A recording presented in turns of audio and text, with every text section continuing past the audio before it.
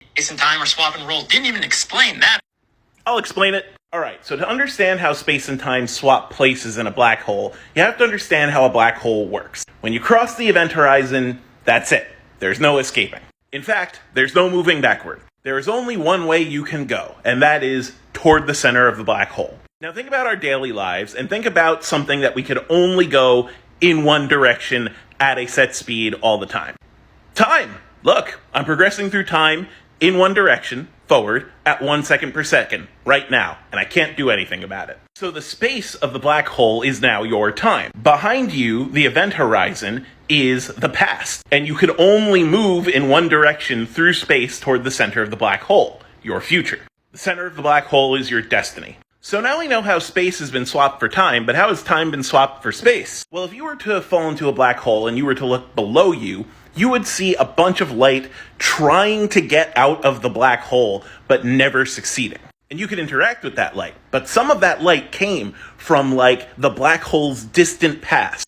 It never gets out. It tries, but never gets out. And that direction of light heading toward you is always going to come from the black hole's distant past. Meanwhile, above you, there's light that has crossed the event horizon after you, and that will soon overtake you and that you'll never see. That light is from the future outside the event horizon. And you can interact with these photons. But what that means is that the past is now below you and the future is above you.